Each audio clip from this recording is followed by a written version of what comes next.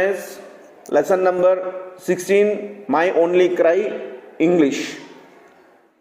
You all know that atom bombs were dropped on the two Japanese cities of Hiroshima and Nagasaki in 1945. You also know how much destruction, death and sickness this caused. Since that time, the world has become a storehouse of very dangerous weapons. To become more powerful than other countries and to protect itself from other countries, each country is buying or building more and more destructive weapons. Do the adults not know the danger of building and collecting huge amount of arms and ammunition? Do they not know that these weapons can destroy the world in which their children will live tomorrow? Here we present a touching appeal for peace by the children of world. 1945ல நம்மளோட நாடு சுதந்திரம் அடையறதுக்கு முன்னாடி பார்த்தீங்கன்னாக்கா ஒரு incident நடந்துச்சு.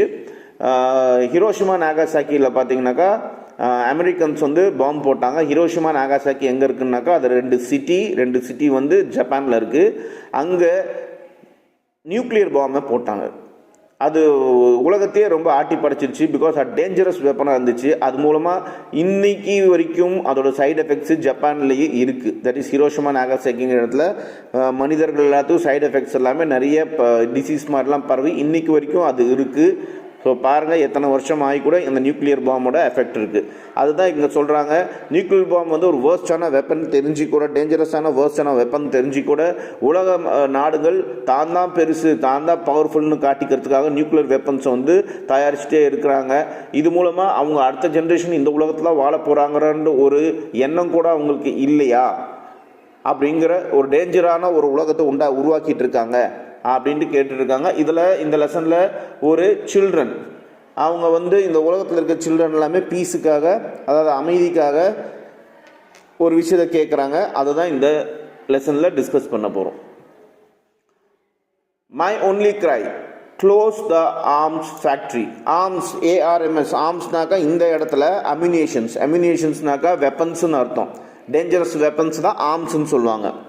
So close the arms factory அப்படின்னா எல்லா வெப்பன் தயாரிக்கிற கம்பெனிஸையும் க்ளோஸ் பண்ணுங்க அப்படின்னு அர்த்தம்.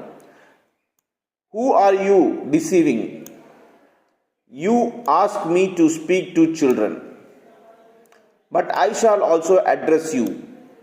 Dragonubs, I am still a child.